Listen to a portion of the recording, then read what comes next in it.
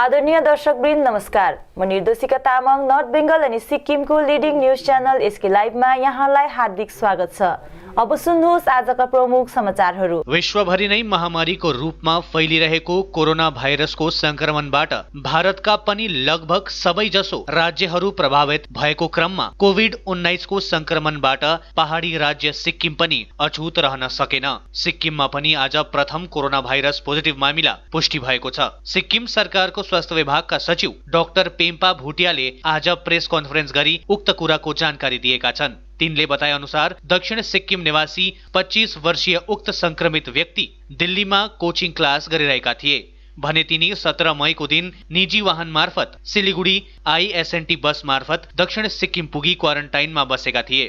गत 21 मईदेखि तिनमा कोरोना संक्रमणको लक्षण देखेपछि उनको स्वाब स्याम्पल सिलिगुडीको नर्थ बेंगल मेडिकल कलेजमा परीक्षणको लागि पठाइएको थियो भने हिजो उनको रिपोर्ट पोजिटिभ आएको बताउँदै उक्त विषयमा स्वास्थ्य विभागका सचिव डाक्टर भुटियाले विस्तृत रूपमा जानकारी दिएका छन्। हाम्रोमा सिक्किममा हामीले नचाहँदा पनि हाम्रो सिक्किममा अब यो फर्स्ट केस पोजिटिभ भएको छ र अस्तिदेखि हामीले भन्दैछौँ धेरैवटा फेक न्युजहरू आयो कि पोजिटिभ केस एसटिएनएमा छ भनेर। एभ्री टाइम आउँदा मैले जहिले म आफै भन्थेँ कुनै टाइममा पोजिटिभ आयो म तपाईँलाई फर्स्ट म आफै बोलाएर भन्छु भनेर।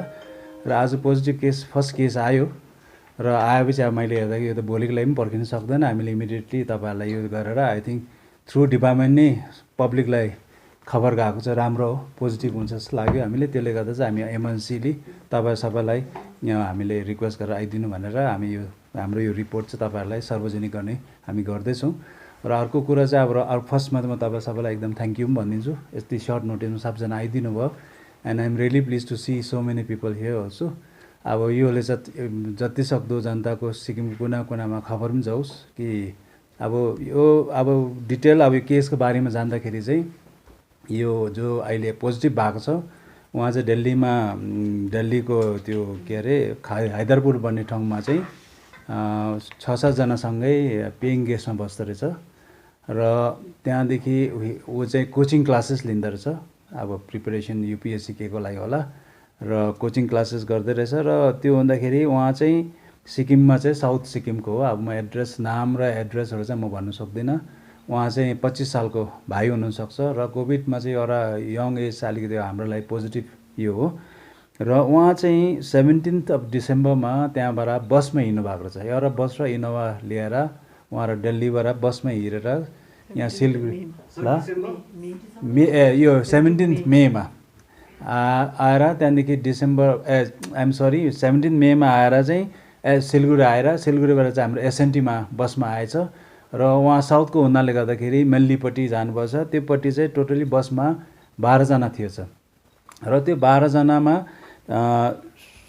साउथको लागि चाहिँ 3 जना मात्रै थियो। त्यो आउट अफ 12 जना 3 जना चाहिँ साउथमा गयो। त्यो मध्ये चाहिँ 2 जना भाइहरू थिएछ, उहाँहरू चाहिँ जेएनबीमा गयो र 1 जना बहिनी थिएछ, उहाँ पनि जेएनबी राबङलामा चाहिँ फेसिलिटी क्वारेन्टिनमा पठाएछ र रिमेनिङ 9 जना चाहिँ वेस्ट सिक्किमको रहेछ। वेस्ट सिक्किमको चाहिँ 1 जना चाहिँ पेड क्वारेन्टिनमा गएछ वेस्टमा भने 8 जना चाहिँ जेएनबी रोहतकमा गएको छ। र हाम्रो लागि एउटा पोजिटिभ कुरा चाहिँ के छ भने अब यो सबैजना अहिले फेसिलिटी क्वारेन्टिनमा छ, हाम्रो ट्र्याकमा छ। विगत 21 अनि 22 मईको दिन दार्जिलिङ लगायत पहाडका विभिन्न बजारहरू खुल्ला गरिएको थियो भने जीटीए चेयरम्यानले केही दिनको निम्ति पहाडका दोकानपाटहरू पुनः बन्द गर्ने आह्वान गरेका थिए। यसै अनुरूप आज दार्जिलिङ, खरसाङ अनि कालेबुङका प्राय सबै दोकानपाट बन्द राखिएकोमा टाउन कमिटीका अध्यक्ष कमल छेत्रीले आभार प्रकट गरेका छन्। म दार्जिलिङका जति पनि दोकानदारहरू छ र उहाँहरूलाई धन्यवाद दिन्छु किनकि उहाँहरूले हाम्रो जिटिए चेयरम्यान उहाँले आफ्नो एउटै आह्वानमा उहाँले एउटा रिक्वेस्ट गर्नुभएको थियो कि दोकानपाट अहिले फिलहालको लागि बन्द गरिदिनुहोस् भनेर र उहाँहरूले आफै बुझेर नै आजको दिन उहाँहरूले धेरैवटा प्राय जस्तो पहिला थियो त्यस्तै नै आज भइरहेको छ है। सबै दोकानपाटहरू नै उहाँहरूले बन्द गरिदिनु भएको छ। लुगापाटहरू, हार्डवेयरहरू सबै नै बन्द गरिदिएको छ र यसले चाहिँ बुझ्छ कि उहाँहरू पनि अब दार्जिलिङप्रति एउटा माया राख्ने व्यक्तिहरू रहेछन् भनेर है। उहाँहरूलाई एकदमै धेरै धन्यवाद दिन्छु र हिजोको भिड देखेर चाहिँ एकदमै अब सबैलाई नै डर लागेको थियो है। अब यो प्रकारले भिड आएको थियो कि जस्तो स्ट्राइक खुलेर आज हिजो स्ट्राइक खुल्यो सबैजना आयो भने, र त्यो होइन है, एउटा जनताले पनि बुझिदिने समय आएको छ है। अरू स्टेटमा पनि बिस्तारै बिस्तारै यो लकडाउन स्टेप बाई स्टेप खोलिँदैछ है, जसरी यहाँ पनि हुँदैछ।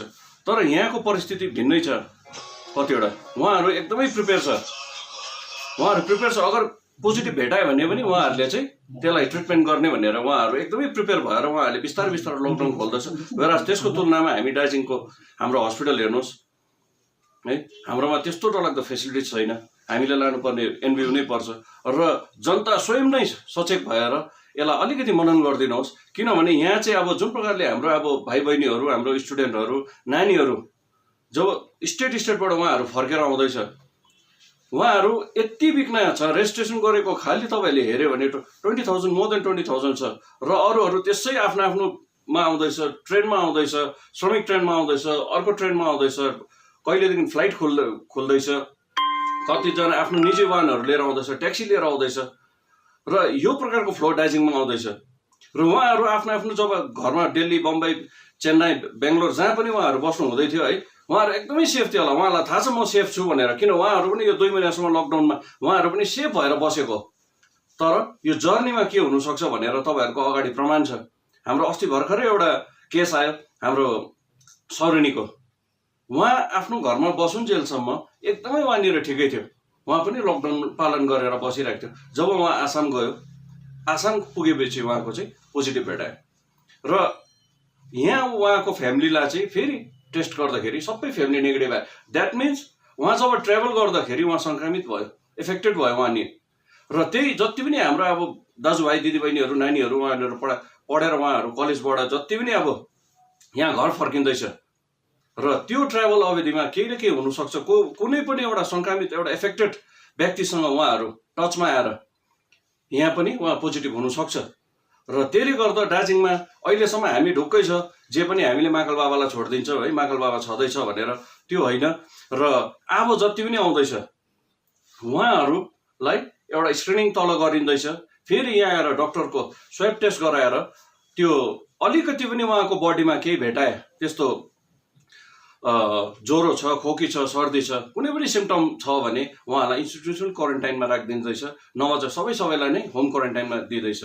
र गभर्मेन्टले पनि अहिले सबैलाई यो समाजलाई नै दायित्व दिएको छ कि उहाँहरूलाई घरमा कसरी राख्ने भनेर। जसको घर छैन उहाँहरूले कम्युनिटी क्वारेन्टाइन, जसको एउटा कम्युनिटी हलदेखि लिएर स्कुलहरूदेखि लिएर र बनाएर, जसको केही पनि छैन अझै भन्यो भने हिजो मात्रै तपाईँहरूले जान्नुभयो होला, होटल्सहरू पनि आफै अगाडि आएर उहाँहरूले पनि एउटा पेड सर्भिस दिनुभएको छ। जो होटलमा बस्नु चाहन्छ उहाँहरू पनि होटलमा बस्नु सक्छ।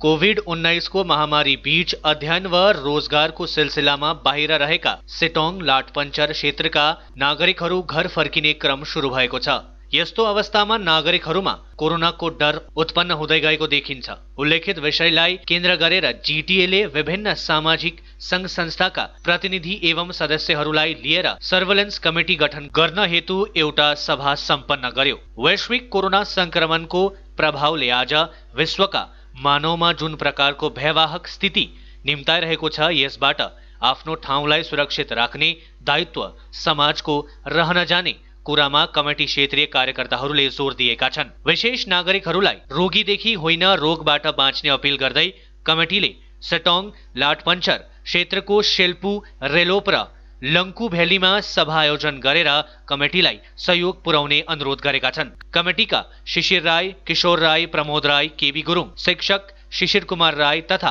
अन्यले यो विकट स्थितिमा घर फर्किने क्षेत्रका नागरिकहरूको सन्दर्भमा परिवार पक्षले सटीक जानकारी दिने आह्वान गरेका छन्। आएका सदस्यबारे कुनै कुरा नलुकाई त्यसको जानकारी सर्वेलेन्स कमिटीलाई दिने अनुरोध गरिएको छ।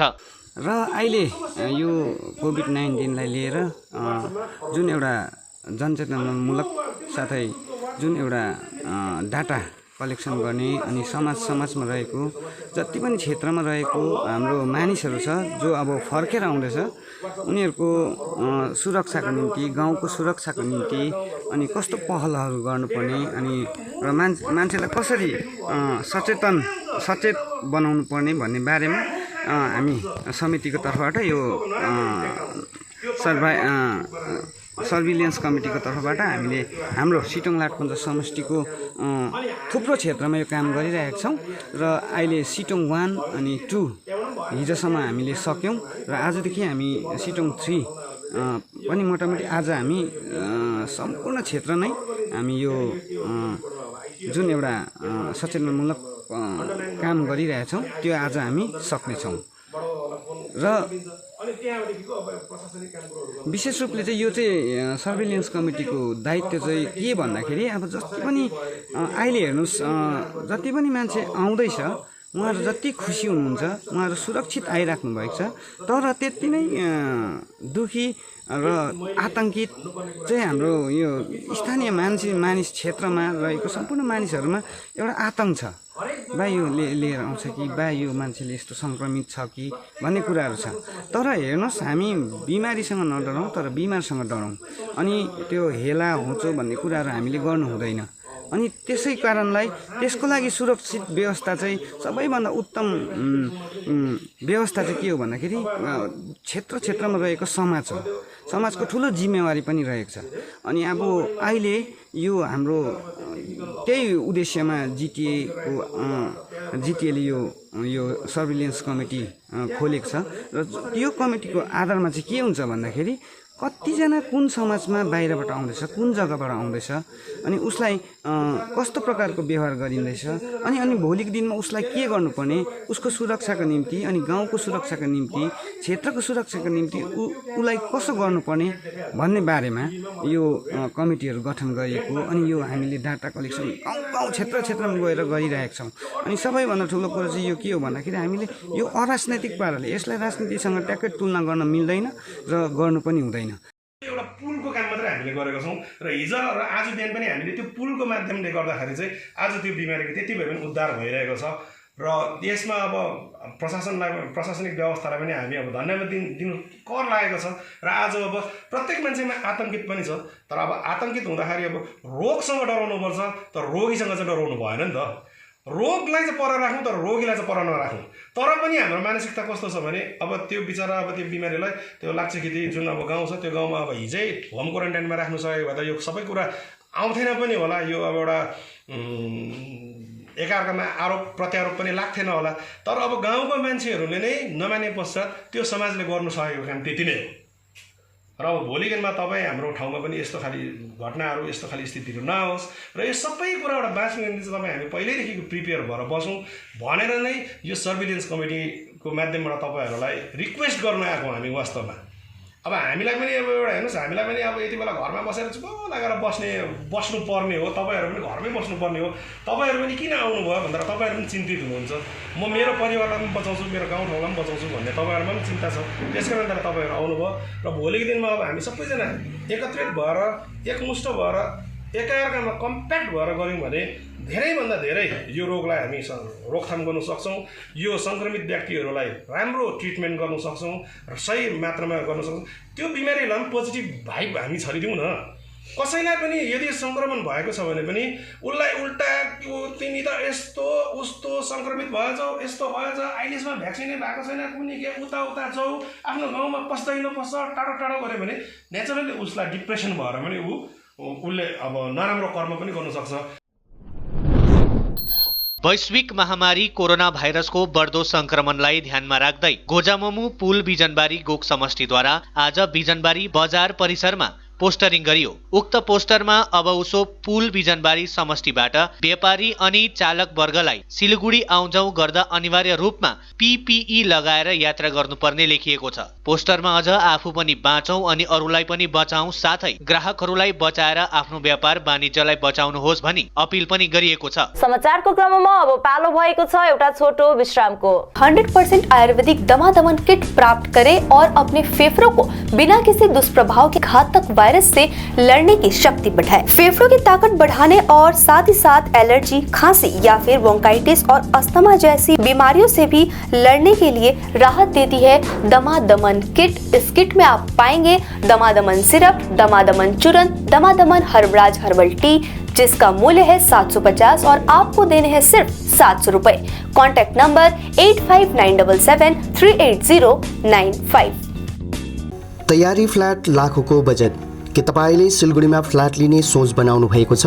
हजुर, यस्तै सुनौलो अवसर स्वागत रेसिडेन्सले यहाँहरू समक्ष लिएर आएको छ, जहाँ तपाईले लाखौं रुपियाँको बजेटसँगै वास्तु अनुसार असल ढङ्गमा तयार गरिएको सम्पूर्ण सुविधायुक्त 80 फ्ल्याटको अपार्टमेन्ट पाउनुहुनेछ। स्वागत residency near Nirmala convent hostel. Contact 9832350915 9434001643। घर की फर्नीचर ही घर की शोभा होती है। गेस्ट की नज़र फर्नीचर पर ही पड़ती है। फर्नीचर के लेटेस्ट ट्रेंड से घर को स्पेशल लुक कैसे दे?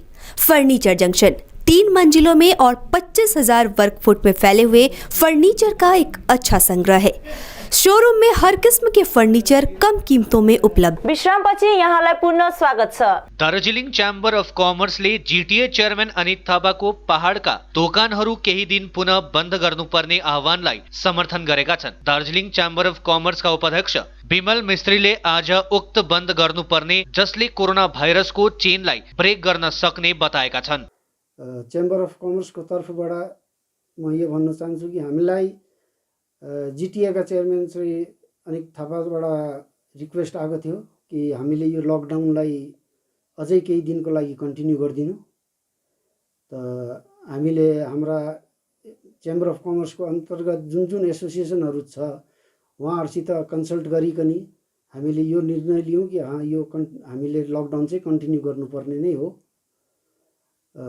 किनभने यो कन्टिन्यू गऱ्यो भने चाहिँ हामीलाई यहाँ पहाडलाई राम्रो हुने हो। यहाँको जुन अहिले देशको स्थिति छ, जग्गा जग्गा किसिम किसिमको केसहरू भेटिँदैछ। हाम्रो यहाँ पहाडमा अहिले त्यस्तो केही भएको छैन। तर नहोस्, अगाडि पनि नहोस् भनेर चाहिँ हामीले यो कन्टिन्यू गरेको भनेको मतलब चाहिँ अब अझै हप्ता 10 दिन 15 दिन जस्तो चाहिँ कन्टिन्यू गर्नै पर्ने हो। त्यो गऱ्यो भने चाहिँ जुन एउटा कन्टिन्युटी लकडाउन चल्छ त्यसले चाहिँ त्यो कोरोना भाइरस इन्फेक्ट हुने चेनलाई चाहिँ हामीले चुडाउन सक्छौँ।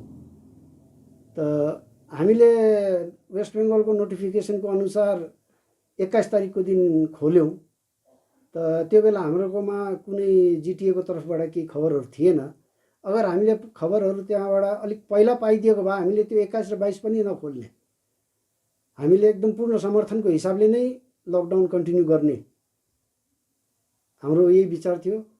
तर सायद कम्युनिकेसन ग्याप भयो न के भयो, त्यसले गर्दा हामीले चाहिँ केही खबर पाएन। अन्त त्यसले गर्दा चाहिँ बजारहरू खोलियो र बजार खोलेपछि त्यहाँ जुन चहल पहल देखियो र अनित थापाजीले पनि भन्नुभयो कि मान्छेहरू काम नभएको मान्छे पनि डुलिरहेको छ, जबरजस्ती भिड लगाइरहेको छ र दोकानहरू खोलेर केही काम पनि छैन, बसिरहेको छ चुप्प लागेर।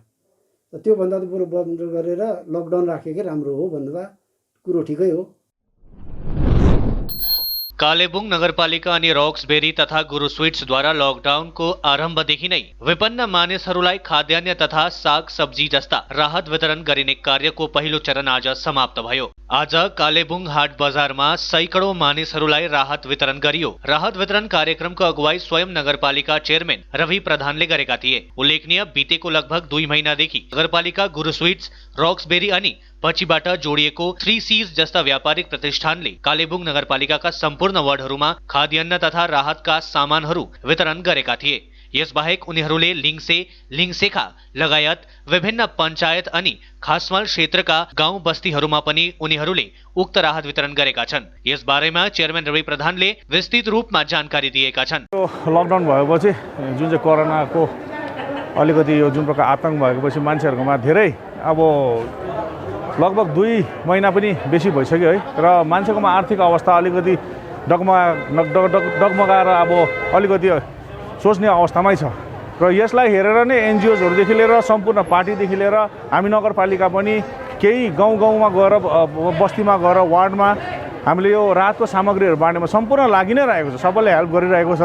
तर आज चाहिँ हामीले यो विशेष गरी हाट बजारमा बाँड्नुको औचित्य चाहिँ के हो भन्दाखेरि हामीले आजसम्म 52 दिन चाहिँ लगातार एक दिन पनि नबिराइकन वार्ड गाउँ बस्ती गरेर चाहिँ यो जुन प्रकारको सब्जीहरू वितरण गर्ने काम गर्यो। त्यसमा हाम्रो विशेष गरेको यो आज चाहिँ अन्तिम चरणमा यो हामीले आजदेखि चाहिँ नबाँड्नेपट्टि हामी लागेको छौँ। किनभनेदेखि भोलिको दिनमा फेरि हेर्नुपर्छ, किनभने अवस्था शोचनीय छ र मान्छेले लापरवाही गरेकै छ र जताभावी बजारमा आएर भिडभाड बनाइरहेको नै छ र यसमा जुन प्रकारको एउटा आतङ्क फैलिने डर छ र हामी जो जतिले पनि अलिकति एडमिनिस्ट्रेसन हिसाबले हेरिरहेको छौँ र हामी यो टाइममा चाहिँ फेरि सम्पूर्ण बाँड्नैपट्टि मात्रै लाग्यो भनेदेखि यो कुनै यसको भ्यालु पनि हुँदैन र हामीले चाहिँ योलाई सोचेको छौँ कि यो बाँड्नु भन्दाखेरि चाहिँ हामी अलिक दिनसम्म हामीले यो जति पनि आगन्तुकहरू छ, जति पनि हाम्रो मान्छे बाहिर काम गर्नु गएका छन्, जति पनि स्टुडेन्टहरू छ जो उहाँहरू आउनु हुँदैछ र उहाँहरूको निम्ति हामीले कस्तो प्रकारले हेल्प गर्नुपर्ने हो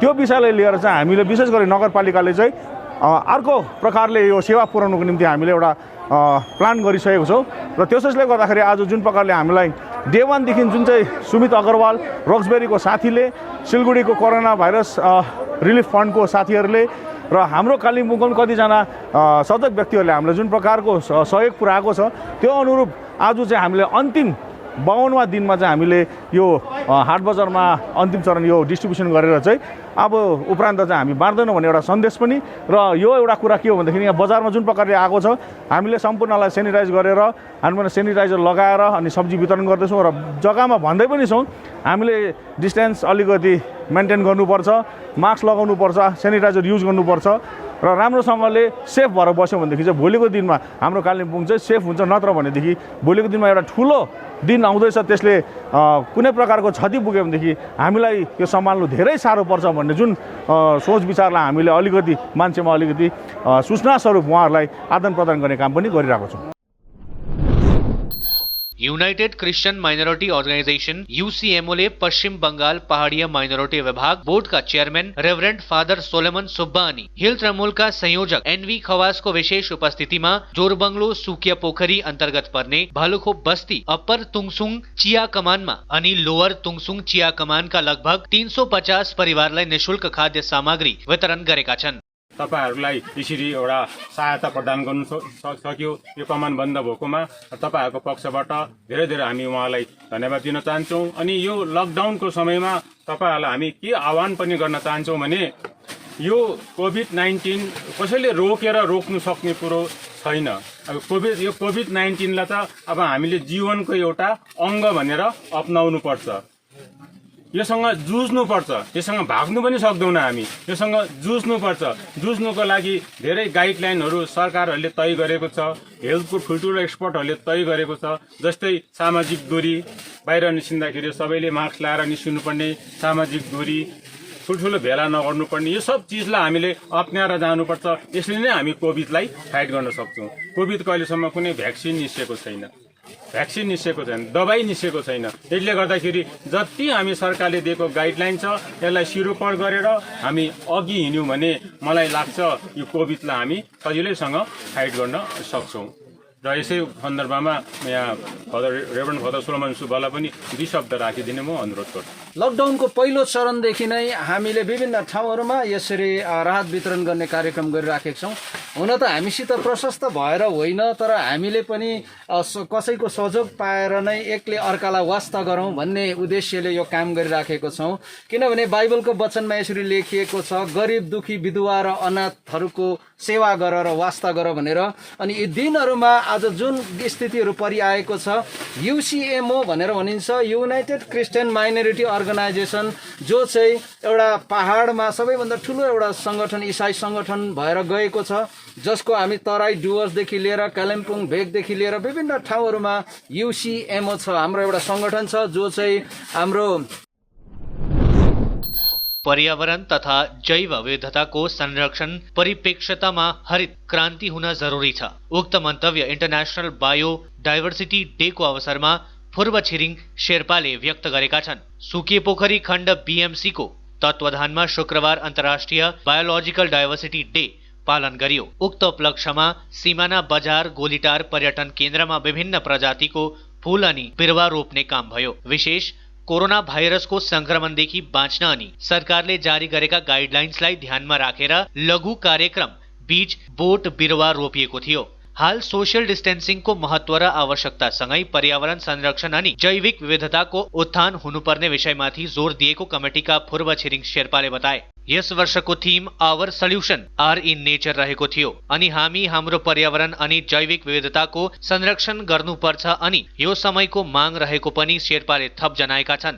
तिनले राभाङ क्षेत्रका उद्यमी युवा कृषक सञ्जय मुखियाले विभिन्न प्रजातिको बोट बिरुवा संस्थालाई प्रदान गरेकोमा आभार व्यक्त गरेका छन्। आज सम्पन्न कार्यक्रममा स्थानीय बुद्ध तामाङ, सुके पोखरी पत्रकार संगठन सदस्य र सिमाना बजार संलग्न क्षेत्रका युवाहरू सहभागी बनेका थिए। हवस् त, आजको समाचार यति नै। ताजा अपडेट अनि रोचक जानकारी लिएर एसके लाइभ उपलब्ध रहनेछ 24 घण्टा तपाईहरुको टेलिभिजन मार्फत। धन्यवाद। क्या आपके घर में शादी है, कोई फंक्शन तो होगा, तो उसकी वीडियोग्राफी और फोटोग्राफी तो करवानी है। आज तकनीक दिनों दिन बदल रही है, कहीं गलत हाथों में मत पड़ जाइए। तरीका बदल गया है, आप भी बदलिए। याद रखिए सिडवैप्स ही आधुनिक तकनीकों के साथ अपडेट रहता है और आपके बजट के अनुसार ही वीडियोग्राफी और फोटोग्राफी करते हैं। आप सोच रहे होंगे ये सिडवैप्स क्या है? शादी हो या कोई फंक्शन, इन पलों को सजोने के लिए याद रखिए Somani institute of DG vision and productions.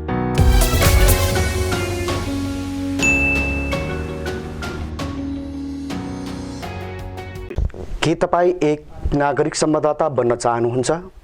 हजुर, एसके लाइभ 24 घण्टा न्युज च्यानलद्वारा यहाँहरू समक्ष एउटा सुनौलो मौका प्रदान गरिरहेका छौँ। यहाँहरूले आफ्नो क्षेत्रमा घटेका घटनाहरूको भिडियो आफ्नो मोबाइलद्वारा कैद गरी घटनाको पुख्त विवरणको साथमा हामीलाई पठाउन सक्नुहुनेछ। यहाँहरूमध्ये कुनै एकजना उत्कृष्ट समाचार तथा भिडियोको चयन गरी हामी यहाँहरूलाई सिलगढी कार्यालयमा निम्ताई नागरिक संवाददाताको आइडी कार्ड, सम्बर्धना अनि अन्तर्वार्ता लिने जमर्को गरेका छौँ। यसैले यस सुनौलो मौकालाई यहाँले नगुमाउनुहोस्। चाँडै नै यस्ता विविध समाचारहरू हामी समक्ष पठाउनुहोस्। SK live WhatsApp number 7432944774